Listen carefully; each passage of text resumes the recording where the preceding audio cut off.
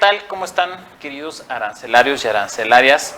Bienvenidos a un episodio más dentro de su programa Comercio sin Barreras por Change TV, la televisión del cambio. Y en esta ocasión pues tenemos un tema bastante importante que está relacionado con la justicia, pero no desde la perspectiva del juez, sino desde la perspectiva de los secretarios de acuerdos. Y en este episodio pues tenemos a un invitado muy especial, a un querido maestro y un gran amigo, el maestro Eduardo Vélez Yáñez. ¿Cómo estás, Gracias, Eduardo? muy agradecido de la invitación. Gracias, es un muy buen espacio. Felicidades por este proyecto. No, pues gracias a ti, gracias por aceptar la invitación y sobre todo porque nos interesa conocer la perspectiva que tienes respecto al tema de la impartición de justicia. Ya abordaremos paso a paso dentro de esta charla los puntos importantes, la importancia de la función que tiene el secretario de acuerdos en la tramitación del juicio. Se dice que quizás, bueno, no dictan la sentencia, pero sí procuran que el juicio avance, que es una de las cosas muy importantes. Ahorita nos lo vas a aclarar, pero antes de entrar de lleno a este tema, quisiera presentar al maestro Eduardo Yáñez, Eduardo Vélez Yáñez. Pues él es, como ya lo mencioné, secretario de acuerdos en un juzgado de proceso civil, de proceso oral en la Ciudad de México. También fuiste secretario de acuerdos en un juzgado civil de proceso escrito y familiar de proceso escrito. Y familiar de proceso escrito aquí en la Ciudad de México. Tienes 2 maestrías, una por parte del Centro de Estudios Superiores en Ciencias Jurídicas y Criminológicas, y otra eres maestro en Derecho Familiar por la Universidad Tepantlato, y actualmente pues estás en proceso de titulación del doctorado. Estaremos pendientes de la ceremonia. Conste, estamos ahí invitados todos para celebrar ese evento, pero ese doctorado es en Derecho Civil también, igual por el Centro de Estudios Superiores en Ciencias Jurídicas y Criminológicas. ¿Sí lo dije bien? Sí.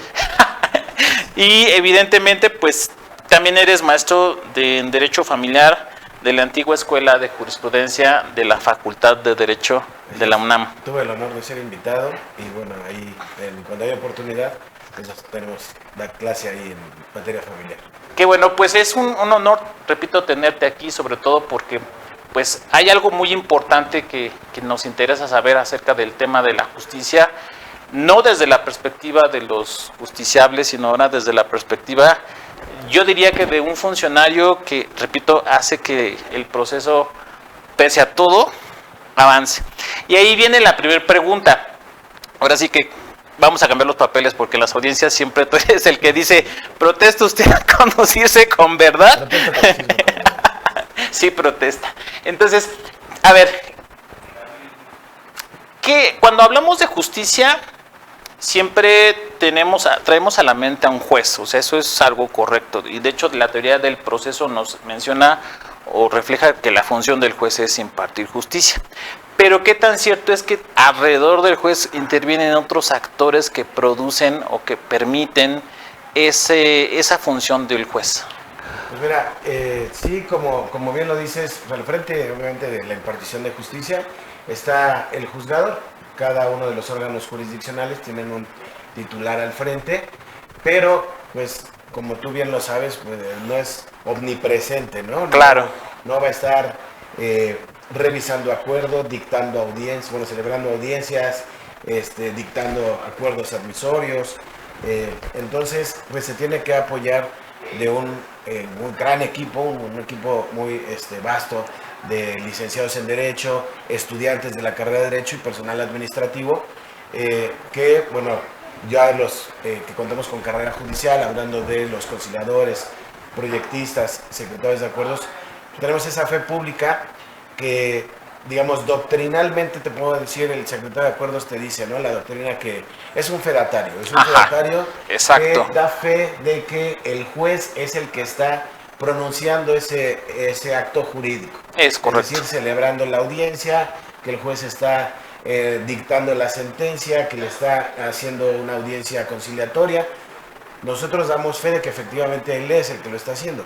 Pero pues atrás de bastidores pues es el conciliador, el que está celebrando en proceso escrito una audiencia previa, conciliación, excepciones procesales, los proyectistas en juzgado escrito haciendo su proyecto de sentencia que después ya entra a la aprobación, valoración del juez, los secretarios de acuerdos que estamos al frente de cada una de las secretarías y pues nosotros redactando los acuerdos de trámite, de estudio, llevando las audiencias.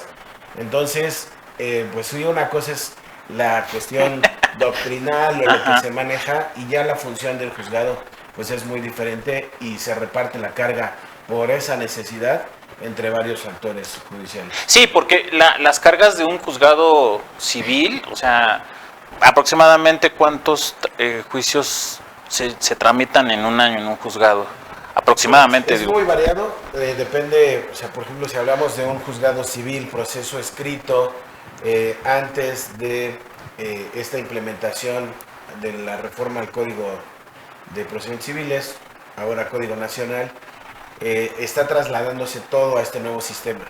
Pero antes de esto, desde la implementación, un juzgado civil, proceso escrito, pues tenía cerca de unos 2.300, 2.500 asuntos al año. 2.300 asuntos al año. Sí, materia familiar podemos llegar a los 3.000, proceso escrito, en oralidad unos 1.200, 1.500 expedientes al año. Entonces, pues es mucha la carga de trabajo como para que el juez pues sea claro. el único actor en ese sistema. Sí, porque aparte el proceso, queridos arancelarios y arancelarios, tiene etapas y ahí es donde viene mi siguiente pregunta. ¿Consideras tú que la función que tú ejerces como secretario de acuerdos de alguna u otra manera garantiza el debido proceso? Sí, porque bueno, como tú lo comentabas, nosotros estamos al pendiente en este nuevo sistema de oralidad, que bueno, ya toda la impartición de justicia va avanzando hacia la oralidad poco a poco. Es un proceso complicado porque bueno, como tú sabes, pues hay que concluir aquellos procesos que se están llevando en forma escrita en los juzgados ordinarios o convencionales, e ir transitando poco a poco la oralidad. La oralidad aquí en el país pues, se implementó desde el 2013, que fue una reforma que viene desde el 2008, pero por necesidades estructurales se fue aplazando. Y entonces, independientemente que llevamos más de 13 años con la oralidad, pues todavía estamos caminando, perfeccionando, ¿no? Como todo perfectible, pero pues yo considero que el trabajo del secretario de acuerdos sí es muy importante en un procedimiento, porque, te repito, estamos al pendiente de que los procedimientos se vayan impulsando y muchas veces nosotros oficiosamente es que le damos ese impulso procesal. Estamos al pendiente de los términos para, por ejemplo, contestar una demanda. Si no lo hacen, de oficio acordamos la rebeldía en la que se condujo la parte para ir a la etapa posterior. Y entonces al momento dictado la sentencia, bueno, ya tenemos una sentencia firme y pues ya es más facultad de la parte a la que le favoreció la sentencia poderla ejecutar. Pero mientras nosotros estamos proyectando siempre los asuntos. Sí, que de alguna manera lo que se busca, entiendo, es que la función es que el proceso no se detenga, sino que llegue a esta etapa en donde se decida o se resuelva y finalmente a alguien de alguna de las partes le den la razón. Eso es algo muy importante. Ahora, atendiendo también a las cargas de trabajo, la justicia no nada más se mira desde la parte de la ley. ¿Crees tú que también se debe de mirar desde la parte de los diversos elementos que integran a un juzgado? ¿Qué tan cierto es eso? O sea, ¿te refieres a también observar el trabajo de cada uno de los... Observar, pero también ver justamente, por ejemplo, cuando, no sé, solicitas un oficio para un informe, cuando solicitas justamente fecha de audiencia, cuando, por ejemplo, turnas un expediente para un tema de encargar una cédula y sacar cita.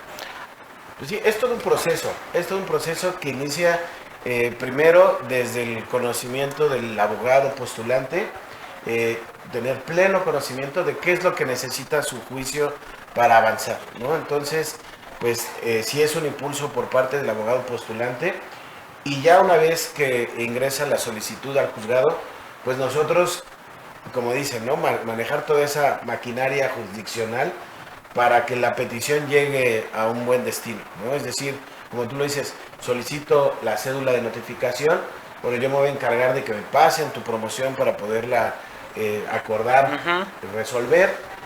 Una vez resuelta la petición, que pase a la persona que le corresponde la elaboración de la cédula de notificación, el documento que se le va a entregar al notificador, para que el notificador también a su vez, con su término, el término que le concede la ley para ello, pues cumpla con ese mandato y acuda, a manera de ejemplo, a buscar al demandado, poderlo emplazar y toda esa cuestión, ¿no? Pero sí es importante es pasar por varias personas para llegar al destino que se busca, ¿no? Que es pues el avanzar en el proceso, ir cumpliendo con los términos que nos marca la ley y con el objeto del juicio, ¿no? Que es esa resolución de la controversia que pudiera haber entre las partes. Muy bien, y hablando de algo muy importante del expediente, mencionabas justamente la integración de constancias, de documentos, porque finalmente un expediente pues es un cúmulo de información que queda resguardada bajo el seguro de un juzgado. Y aquí me surge una pregunta que también, bueno, desde la perspectiva del abogado sabemos que cuando nosotros elaboramos una demanda, narramos hechos. De hecho, así lo establece tanto el Código Nacional de Procedimientos, Código de Comercio. Pero aquí justamente siempre ha habido un tema muy importante que a veces la gente le causa conflicto. ¿Qué tan cierto es que la verdad de los hechos a veces cambia en un expediente? Pues mira, nosotros somos ignorantes de la situación de cada una de las personas. Nosotros pues manejamos la buena fe, ¿no? De lo que ustedes nos narran. Ustedes también como abogados pues tienen ahí su teoría del caso, ¿no? Claro. Yo quiero armar una teoría del caso que se compone de la parte fáctica, de la parte probatoria y la parte jurídica. Entonces, pues a ustedes nos van a contar lo que para ustedes es la verdad, pero pues muchas veces es a irla acomodando de modo, ¿no? Usando la prueba que se pueda ajustar, que pueda ser accesible, ¿no? Para tu necesidad probatoria.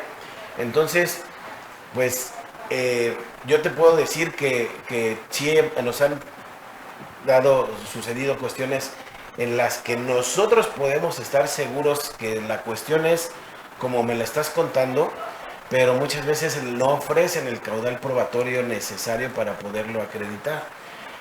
Y te encuentras también, por ejemplo, me tocó en una situación de materia familiar, que estudio la demanda y yo digo, tiene razón este cuate. ¿No? Emplazamos, llega la mamá, contesta, era una guardia de custodia, llega la mamá, contesta, y digo, no, pues es que también tiene razón ella.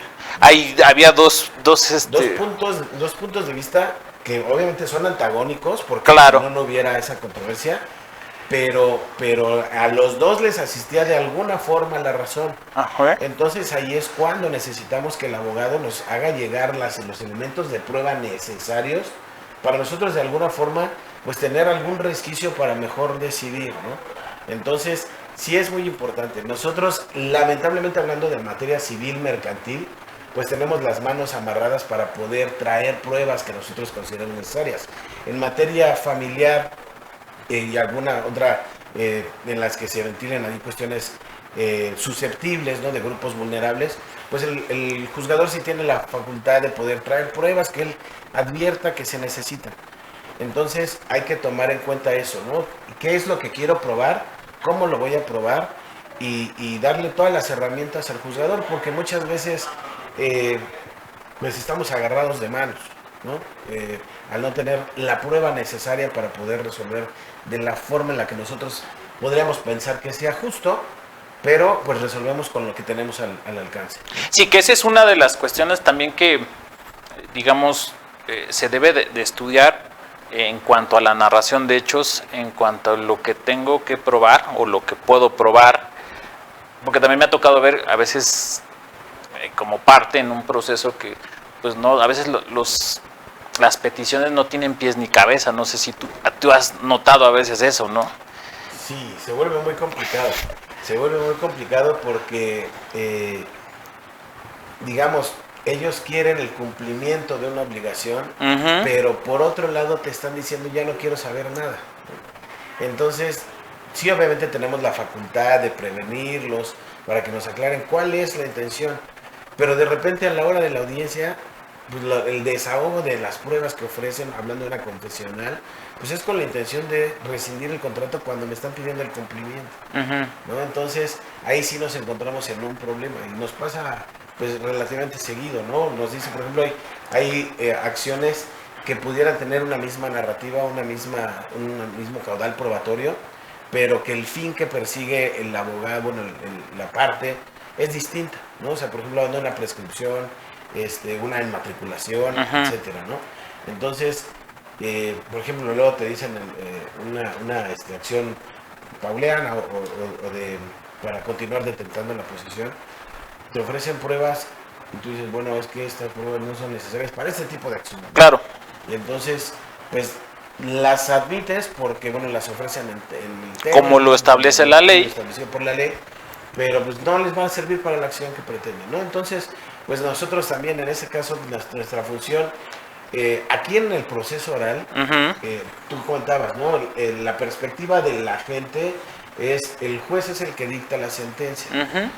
Pero bueno, aquí en el proceso oral es muy distinta la forma en la que se trabaja, porque nosotros como secretarios de acuerdos, independientemente de la función del secretario de acuerdos, que es acordar las promociones que nos presentan las partes, conocemos desde el inicio hasta el fin, es decir, dictamos el auto admisorio, la prevención, el desechamiento, la contestación, desahogo de vista, y también preparamos la sentencia. Nosotros redactamos la sentencia, obviamente aprobada por el juzgador, pero pues nosotros somos los que estamos atrás, ¿no? El juzgador ya explica en forma oral el proyecto que nosotros elaboramos, obviamente él con su aprobación, pero pues nosotros somos los que lo redactamos y muchas veces estamos ahí escribiéndolos en el chat para recordarle cosas importantes que se le pudieran ir, ¿no? Entonces, pues es un equipo que va manejando, perfectible como todo, ¿no?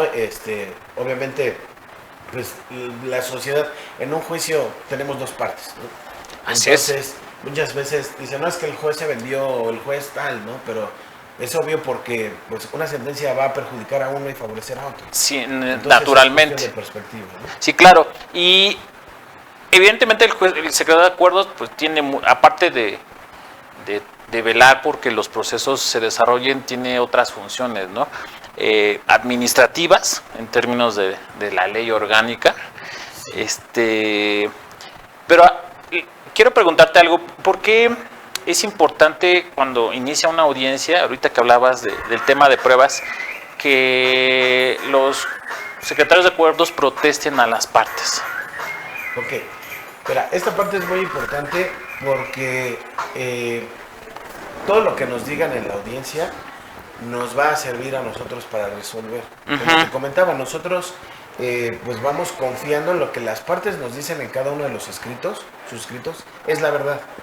Entonces continuamos haciéndoles del conocimiento que lo que nos digan, para nosotros lo vamos a considerar la verdad, independientemente de que al momento de que estemos elaborando ya el proyecto de sentencia, pues veamos que no ya no cuadra, así, no es tan así, pero confiamos en lo que nos dicen, ¿no? Confiamos en lo que nos dicen. Ya nosotros en el trabajo, ya después, detrás de bambalinas, en la redacción de la sentencia, pues ya vemos qué tan cierto es. Pero, pues les decía, nosotros estamos a ciegas, nosotros confiamos y por eso los apercibimos para que se conduzcan con verdad, porque nosotros vamos a creer lo que ellos nos dicen.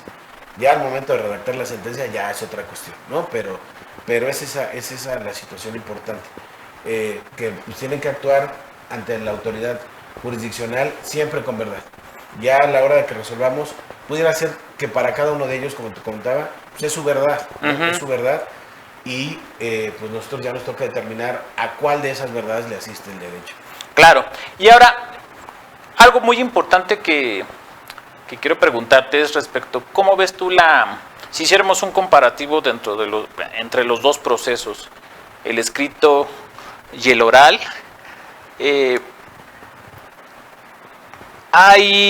hubo mejoras, hubo avances con este de allá en la práctica, porque en el papel se ve interesante, pero desde la perspectiva de ustedes. Pues yo creo que México necesitaba el cambio hacia la sí o sí.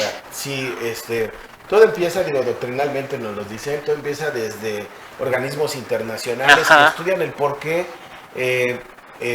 empresas de orden internacional pues tenían cierta medida para poder invertir aquí en nuestro país. Y pues las resultas era que porque los procesos judiciales eran muy largos, los procesos penales pues estaban muy corrompidos, ¿no? Entonces, muy amañados. Sí, entonces lo que se busca primero es la agilidad en los procesos, ¿no? La transparencia. Ahora, con la oralidad, pues tú sabes, a diferencia de un proceso escrito, pues al juzgador no lo ves, el juzgador está en el privado, ¿no? En el proceso oral, el juez está presente en cada una de las audiencias, te está escuchando todo lo que tú le manifiestas, como tú lo acabas de preguntar. El juez está presente y ve la actitud con la cual estás respondiendo a las preguntas, tu postura, tu comodidad al momento de resolver, tu espontaneidad. Entonces, primero ayuda mucho en la transparencia en los juicios y la agilidad para resolverlos es completamente a favor de los juicios orales. Los términos se reducen en cada una de las actuaciones, entre los espacios de una de las actuaciones. En las audiencias tenemos muchas etapas que se dispersan en el proceso oral y la ejecución es más rápida. Claro. No sé a qué se deba, pero en proceso escrito tenías 3, 4, 5 remates al mes. Yo en proceso oral tengo primero 9 años, ahorita llevo 4, 13 años en oralidad y he celebrado un remate. Entonces pagan porque las formas en las que se ejecuta yo creo que son más ágiles. Ahora, por ejemplo, hablando de la garantía, ¿no? Tenemos ese procedimiento que ahorita está ya muy en boga, que es las providencias precautorias. Sí, muy buenas. Que ya tienes la posibilidad de garantizar la ejecución de una sentencia desde antes de iniciar el procedimiento, nada más cumpliendo con el requisito lo de que establece un crédito líquido y exigible. Entonces ya cuando tú lo acreditas, pues puedes garantizar y ya las resultas del juicio, en el mejor de los casos, ya están garantizadas, ¿no? Entonces yo creo que si comparamos, es muy ágil el proceso oral, ahora más ágil con el nuevo Código Nacional de Procedimientos Civiles y Familiares, porque se reducen muchísimo más los tiempos, ¿no? Yo, en mi perspectiva, cuando yo estaba de secretario en proceso escrito, pues yo decía, o sea, no era un trabajo, era un mundo tan largo en un arrendamiento, en un especial hipotecario, en un ejecutivo, cuando lo puedes resolver en una sola audiencia. Entonces, eran procesos que se volvían larguísimos. Sí, cierto. Ahora, si tú vas y tramitas un juicio de arrendamiento o un hipotecario, lo resuelves en una sola audiencia, te vas a sentencia, e incluso ya tenemos audiencia de cumplimiento de ejecutoria, ¿no? Para advertir cómo se ha cumplido la ejecutoria, si ya se dio cumplimiento o las formas en las que pudiéramos favorecer ese cumplimiento. Entonces, vamos bien, perfectible como todo. Para mí, la mejor forma de aplicar el código, desde mi perspectiva muy personal, es con los juzgados de oralidad como los estamos teniendo en civil mercantil.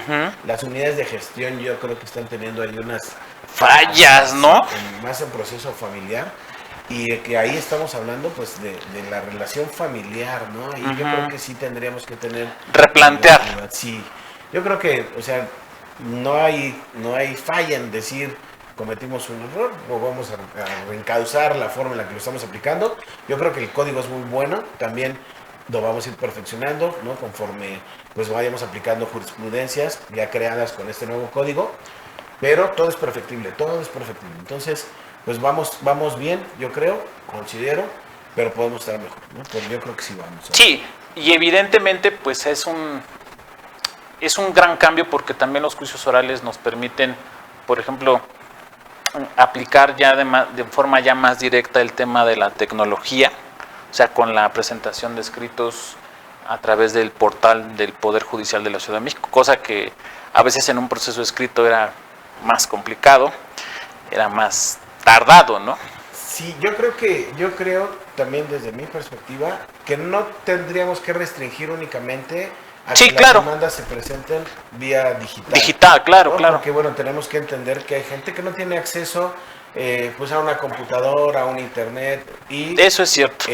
para poderla presentar pues necesitas el requisito de la firma judicial. Entonces también es ir a las instalaciones del tribunal, tramitar tu firma judicial y ya con esa firma judicial poderla presentar.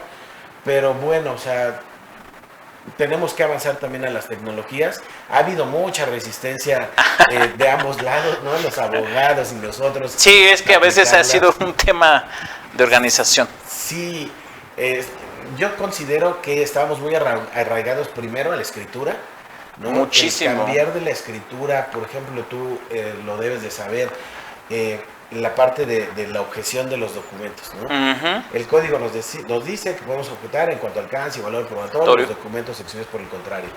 ¿Y qué es lo que hacíamos? Pues tal cual, ¿no? Copiábamos y pegábamos el artículo y objeto y ya que el juez le dé la lo haga que quiera. Y ahora lo tienen que hacer en audiencia y hacerlo de forma clara, precisa, por qué es que objetamos ese documento.